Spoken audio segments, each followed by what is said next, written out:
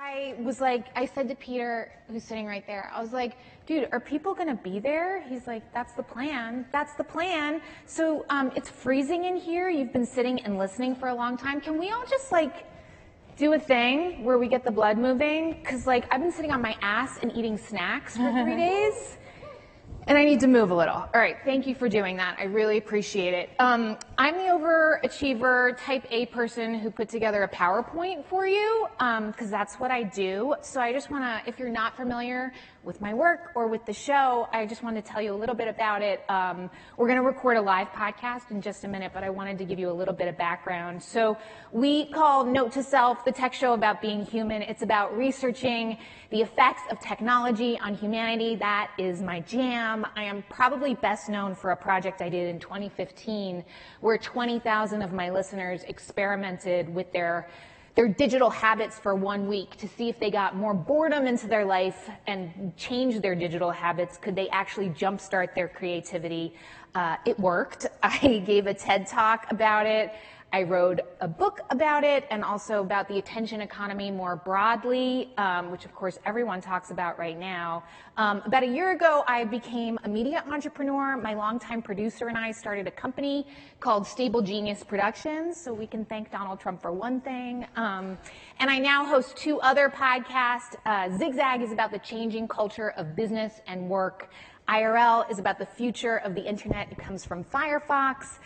So podcasts are our lab at Stable Genius, and we are trying to find ways to help people live better with their tech, to think like ethical entrepreneurs, and to put their money behind their values, which is hard to do. So that is me. But for the next 25 minutes or so, we're going to be talking to this lovely woman who is sitting with me on stage. So when I introduce her properly, I want you, I'm going to go back. Go, Jeff, go away. You're supposed to wow people. Okay, no. In any case, when I introduce her, please hoot and holler for her. And, that's what you do. And let's, I think, start the recording. Shall we do that? All right. Yeah. Don't hoot and holler yet. Save your hooting and hollering. Okay, here we go. From Stable Genius Productions and WNYC Studios in partnership with Luminary Media, this is a special live recording of Note to Self at the 2019 Code Conference. I've been thinking a lot about the digital divide, but let's face it, for most of us, it is really hard to relate to that topic. So the other night, my 12-year-old and I did a little experiment. We both had work to do. He needed to finish his algebra quizzes on Khan Academy. I needed to edit a Google Doc. We needed to be online to do this stuff, right? But what if our family didn't have constant connectivity? What would we do then? We decided to find out by taking our laptops and venturing out into the neighborhood and going on a quest for Wi-Fi. So first, we went to our local school. No signal there. Then we stood out our favorite coffee shop. I'm sure there are a bunch of you from Brooklyn here. You know exactly where that is. No signal outside there either. We even went outside the public library. Nothing. So where did we end up? Here. This is one of New York City's new digital kiosks, and they actually have really good Wi-Fi, but they do not have comfortable benches next to them. That is my 12-year-old sitting there with his janky laptop. We got online really easily. To be clear, I live in a pretty bougie neighborhood in Brooklyn, and most of the parents there are more concerned about getting their kids off screens rather than getting them on. But searching for Wi-Fi is something that kids have to do across America every single day, every night. They might end up at a Burger King. They might end up sitting in the parking lot outside of their school to get online so they can just do their homework. Luckily for my son and I, it was a warm night. We did our work, and then we went home to our comfy couch and our Wi-Fi router. This is Note to Self, the tech show about being human. I'm Manoush Zomorodi, and I am sitting on stage at the pickup. I'm Manoush Zomorodi, and I'm sitting on stage at the 2019 Code Conference from Vox and Recode in Scottsdale, Arizona. It has been 2 days of tough conversations here at the conference, all about the things I love to geek out about, the future of tech and media and business. The CEOs of Instagram and YouTube were on stage getting a grilling. That was super thrilling for me.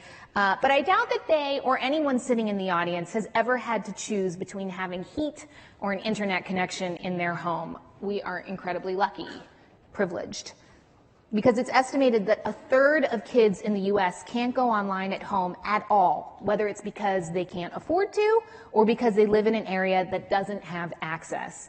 It's been called the homework gap, the cruelest part of the digital divide.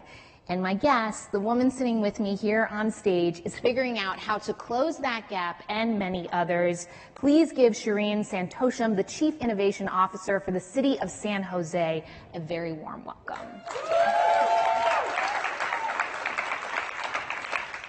All right, Shireen, this is your official headshot. I find San Jose fascinating because in many ways it kind of epitomizes the future of cities across America. Can you explain why they created your position? It is the first time they've had a Chief Innovation Officer, and how you kind of, what it includes. What does it even cover? Sure. Well, first of all, thank you for having me. And, being a Chief Innovation Officer is a really unique job, and we're in the largest city in Silicon Valley. We are a minority population, so we have over 30% of our population is Latino, and another third is Asian. And what you might not know is cities across the country are actually pretty broke. So 80% of the population in the US lives in cities, but we're all struggling with a lot of constraints. And so if we don't innovate, we will fail and we will struggle. And so the mayor of San Jose, Mayor Sam Liccardo, saw this happening and said, can we be as innovative as the community we're serving? And he created my position. And when I was reading what is under your position, it's freaking crazy. It is soup to nuts. It's self-driving cars and Internet of Things. And can you just list them? You said backstage that you have 130 projects you're working on? Yeah, we have, I've been in my role for about 3.5 years. I was the first one. So we've now we basically created a startup in government. So we now have about 35 people across the city working on innovation projects. We have about 160 projects, everything from broadband to IoT to autonomous vehicles to using social media to engage residents better, to public-private partnerships with companies like Airbnb and Box. So it's a wide portfolio. Okay, I want to dive into some of those issues because I think they're really sort of indicative of some big issues happening nationally. But first, I want you to tell people a little bit. You filled me in on your own personal background, and I think it actually really speaks to why you are the right person for the role in many ways. So this is a photo of you with whom? That is me. I'm the little girl on the lap of my father. And this picture was taken circa probably 1982 or so in about 200 miles from here on the Fort Apache Reservation. And it's a small community. The town on the reservation we lived in had about 4,000 people. And my father was a physician doing public health research on pediatric vaccines in this community. And he was just starting out, and I'll tell you one quick story about him. When he first arrived, there had been many Caucasian doctors who had shown up on the reservation and tried to work with this community, and they were consistently sort of rejected out of that community. And he went to the tribal council, and there was the chairman at the time was a guy by the name of Ronnie Lupe.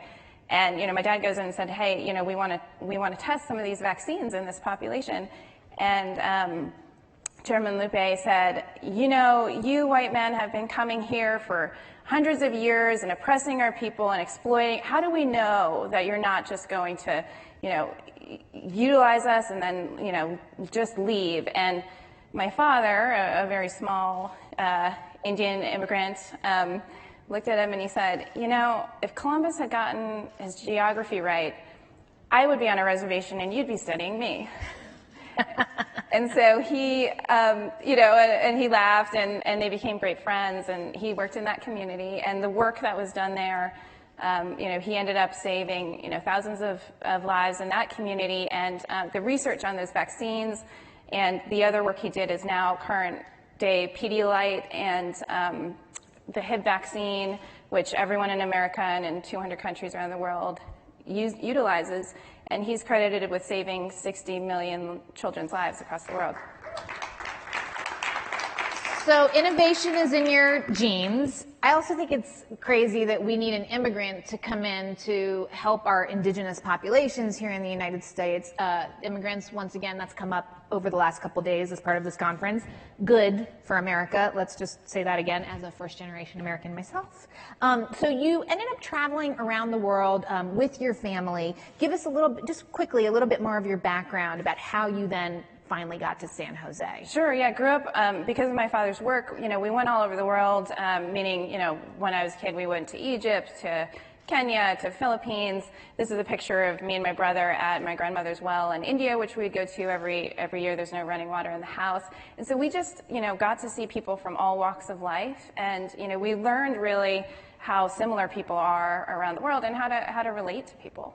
So you ended up getting an MBA from Harvard, you went to McKinsey, and then you worked on bringing global access to women around the world. Is that right? Yeah, I worked on mobile and internet access for poor women in developing countries. We did research and advocacy in about 40 countries. And then San Jose, WTF? We got a lot of attention for the research that we were doing, and so I was running around the world giving talks about advocating for women's digital equity. And it was a wonderful experience, but I was just getting really burnt out. And I ended up at a conference and met an advisor to the mayor in Aspen, and essentially just got recruited to the job. I showed up with a suitcase, and I'd come to San Jose for one day, and it was sunny, it was diverse, it was optimistic.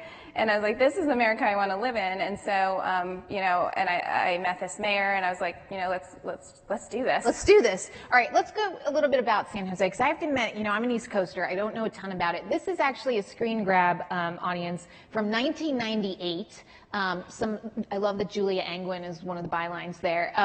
The digital divide, high-tech boom, a bust for blacks, Latinos. 1998, so this problem has been going on for a while. Also, wow, those are some great pleated pants on there, huh? And look at those white sneakers before it was cool. So not a new problem. Things don't seem to change, though. Here we are, 20 years later, a screen grab from KQED, the local public radio station, living without the internet in the heart of Silicon Valley. And I'd like to actually play a clip from a story that they did at KQED that I think really illustrates what's going on. To get an idea of what this problem looks like, Gabriel Hernandez takes me for a walk through a neighborhood in East San Jose. Hernandez works for Somos Mayfair, a social service nonprofit. I guarantee you, if we went down this street, you'd probably find maybe 5 houses here, maybe have a computer in the house. Most residents in East San Jose are Latino and working class. Hernandez says many are in survival mode, and it's hard to think about stuff like paying for the internet. Families have to make those choices. Do I, pay rent? Do I eat? Or do I pay the phone? All right. You recently made news in San Jose about a rather unusual and groundbreaking deal to try and solve this problem. Can you explain? Sure. So, first of all, 70% of homework is now online. And so if kids don't have access to the internet, they literally don't have a pathway into jobs. And so this is a hidden issue. It's a hidden issue in Silicon Valley. We realized we have about almost 100,000 residents that don't have internet access at home, and they're just locked out of our Silicon Valley economy. And so we pledged to be the first city in the country to close the digital divide. And we launched a digital inclusion fund for $24 million that will give internet access to 50,000 households in San Jose, as well as build the digital skills for our poor kids in our community. And so my understanding is that this digital inclusion fund, as it's called, is funded in part by the fees that the city is going to charge wireless providers. Is that right? Yeah, for those of you who follow the race to 5G, there's a debate about how can we deploy these networks quickly. So they're, they are physical networks. They require, equipment being placed closer together. And so it's a big construction project for a lot of cities. And, San Jose, we went and we took a very innovative approach. We worked with AT&T, Verizon, and all the carriers, and we attracted about $500 million worth of investment from them into building 5G networks. We will be the largest 5G network in the country, so we'll have about 4,200 small cells across the city. And it's very exciting, and we charge market rates for them, but we come to an agreement about a rate that will work for their business. And we have sped up our permitting time to about 21 days, so it's really a quick time to market for them. And actually, you've just set me up beautifully for a clip that I have from, so people can see what this is actually going to look like. Can we play the clip from the local ABC news station? Those devices sprouting atop city-owned light poles are 5G antennas, the next generation of high-speed wireless. AT&T, T-Mobile, and Verizon are paying just over $2 million a year to lease the space. That money is going to allow 50,000 low-income San Jose households to connect to high-speed internet over the next decade. The mayor and council have created a digital inclusion fund to close the digital divide. Those who are not connected, we know, are not just on the wrong side of the digital divide, they're on the wrong side of the growing divide in income and wealth in our community. Can we just talk 5G for a minute? I feel like it didn't come up actually that much at this conference, and we hear it. I think a lot of people don't understand it. Some people say it's just hype or a ploy by the telecoms companies to actually distract us from the fact that they have failed to actually connect homes with broadband internet connections. What is your take on it? 5G is going to be an enabler of a lot of the innovation in Silicon Valley. I mean, as we move from the consumer internet to the Internet of Things, it's a really foundational technology. There's a lot more work to do, so I think the hype around it is, where is the technology today versus where is the promise of it? But that promise will likely come, but it has nothing to do with the digital divide. In fact, if we race ahead, on this path where we were increasingly offering more and more services on 5G networks, you're actually going to deepen the digital divide because those folks who don't have access are going to be further and further and further behind. So it's sort of a two-pronged approach that you're saying to the companies, okay, we get what you want, but you also have to listen to what we want. That's exactly right. So we take the revenues. Much of 5G infrastructure is going to be on city light poles, as was in the clip. So they have to pay us a rent. And so that rent we take and we put it back into our digital inclusion fund. So it's really interesting, and I think we really need to stress how innovative it is as a city to be taking the lead on this public-private partnership. And actually, you testified on Capitol Hill about connectivity and the real tension between the federal government and city governments about how to proceed with a lot of these issues. I'd like to play a clip from that hearing, and it starts with California Congresswoman Anna Eshoo. It's not just San Jose. San Jose is speaking up, but they have an issue, and they are not rural. Of 95,000 people in their city that have nothing. They have no access to it. This is the largest city in Silicon Valley. So would you comment on that? Because I find that deeply disturbing. Yes. So first of all, market-based rates and incentives are things we should all believe in. And there is a little bit of an irony that we as a city government are asking for market-based rates and the private sector is asking for cost-based. And market-based rates allow us to incentivize build-outs, especially when we're allowed to build out entire communities. So we're able to say, hey, here's all the space in the city we would like to build out, and we'll give you a discount on some of this infrastructure if you're willing to go to the communities that need to be served. And so I think that's what's missing in this conversation is by speeding the deployment and running roughshod over local government, you're then taking away the ability to shape and manage where deployment happens in communities so that communities benefit. All right. So, and actually, since this testimony, wait, is it scary testifying on Capitol Hill? It was scary. Yeah. Do you get wanded a million times? It's a very controlled environment, and so I think that part is scary. And I actually had a fever of about 103 that day. I want to see Kara Swisher testify on Capitol Hill on about anything, right? Wouldn't that be fun to watch? In any case, San Jose has since sued the Federal Communications Commission, the FCC, since that testimony. Can you explain why and what the latest is on that? Sure. Well, we've seen in this FCC that they're really, they've been captured by corporate interests without really looking at their function, which is to serve the American people and what's in the best interest. And we've seen this on privacy, we've seen it on net neutrality. In this case, the FCC has mandated that we have to charge only $270 a poll, for this. Our prices are somewhere around $750 a poll. And we are sort of deploying very quickly. And so for us, what that gap would do is just saying a blanket rate across the country.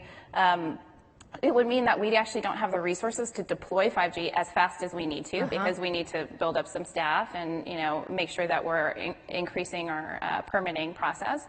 And then it means that they can pick and choose where they want to build. And so when they do that, they oftentimes will leave out really important communities, especially frankly in rural areas. And we really view this as essentially a $2 billion subsidy to telecoms without actually solving the problem, which under our model, we have solved the problem. So what's your message to the federal government right now?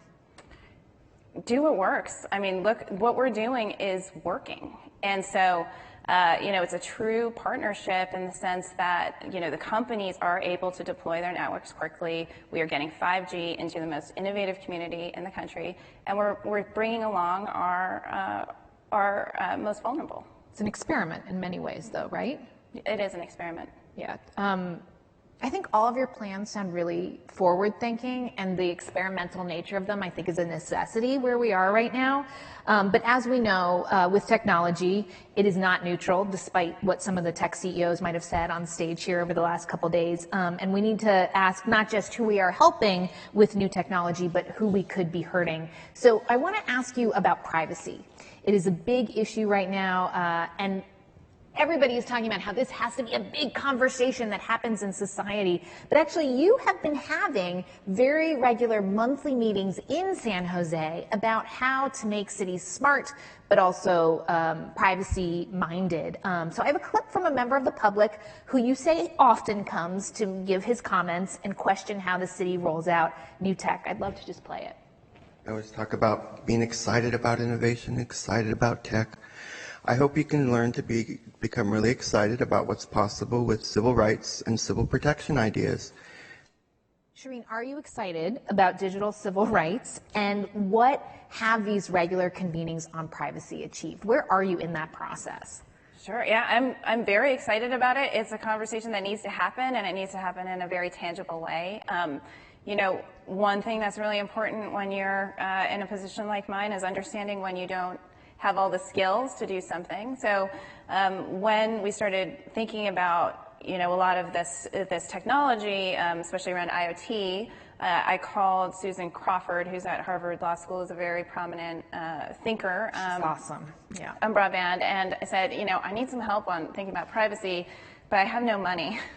And she offered to work with me through something called the Harvard Cyber Law Clinic to do a consulting project with a couple of very bright Harvard Law students and help us create sort of a roadmap for how to do this in our community. And what came back from that is that, they benchmarked about 12 other cities, in the U.S. and around the world, and what is best practice. And what we realized is it's not just creating a privacy law, it's actually the process by which you take the community through. And so moving slow in order to preserve the public trust was really important. And so we formed an advisory board with groups like the ACLU, NAACP, but also Cisco and Intel and academics and others.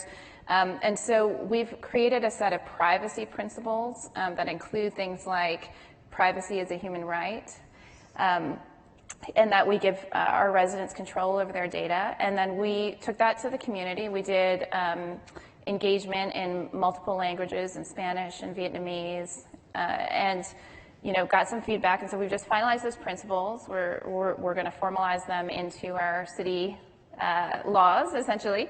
And then we'll be working on specific use cases around things like, cameras, in San Jose, or drones. Like, what are those policies that we need? I think we're at this incredible moment where we are starting to actually take some of the conversations that are being had and codify them, maybe in ways that you guys are creating a template for cities. On the other podcast we make, Zigzag, I interviewed the founder of Craigslist, Craig Newmark, who's here at the conference, and the CEO of Consumer Reports, Marta Talledo. So Craig just gave Consumer Reports the largest gift that it's ever received in its 85-year history, to start really testing and rating all the digital products that we use for privacy, among other things. But I'd like to play, this is the three of us last week, and I'd like to play a quick clip from our conversation about what you just brought up, this idea of choice for citizens and consumers. We have to balance out the benefits with the trade-offs. We have to demand more from them in a different way. And I think making some of those trade-offs transparent to folks and understanding that, are you really being served up choice? Yeah. Or are you really being served up what that particular platform wants you to read or buy? Yeah, a platform or any product comes with it, let's say, terms of service or a social contract.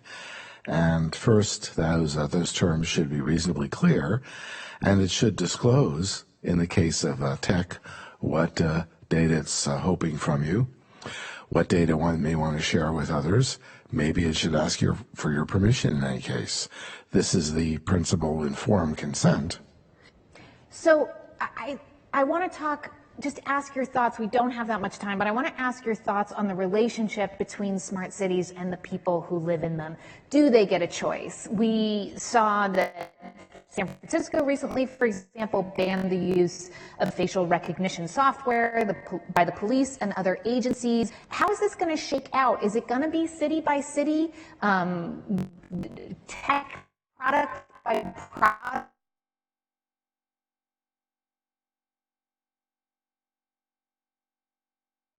Well, it's unclear. GDPR in Europe, you've got a California law that mirrors it, but you also have a real big push by a lot of companies coming in to refine that law this year. And so, it's going to be a decade or 2-decade long conversation, to be honest. And that question around, can we get something that builds public trust, is transparent, is secure, and is commercially viable? Does that exist, and how do we daylight that to the public is something that we all do need to participate in. It's kind of an amazing, historical moment, I feel like. It's an exciting time to be alive. It is. All right, I have one last question for you. 2 women talking about tech, woman of color. Does that matter? Should I be asking you a question about whether that's significant, or is this just the reality, and why do we even have to talk about it? Well,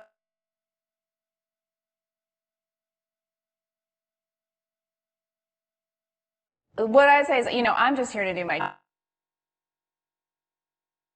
because a mayor who didn't know me was willing to take a chance on me, and there's a lot of people like me out there, and so I don't think it's a pipeline issue. I think it's an access issue, and so if you want to diversify workforce, then there's a lot of people who would be willing if you give them a chance.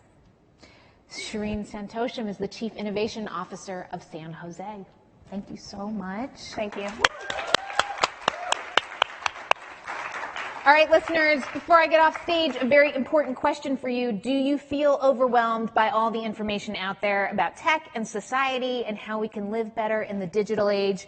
If so, you should sign up for our newsletter, and so should you, people in the audience. Every other Thursday, you will get a highly curated guide to all the stuff that I think is important, the most relevant reads, my picks for the best books, podcasts, and other media worth consuming out there. We produce the newsletter in-house at Stable Genius. It is free. Go to StableG.com. We will not spam you, I promise. Also, for more about ethics and the people building these companies and the products we use every day, do check out our other podcast, Zigzag. It's about the changing culture that we need to have for business and work. And you will also hear about me and my co-founder, Jen Poyant, our adventures as we tried to build our own ethical business. It is not easy. So if you are curious, after you listen to Note to Self, come find us at Zigzag. Note to Self comes to you from Stable Genius Productions in partnership with WNYC Studios and Luminary Media. The Note to Self team is Jen Poyant, Marcy Thompson, Matt Boynton, David Herman, Anya Jajic, and Maria Wartel. I'm Manoush Zomorodi, and thank you so much for listening, and thank you for being here.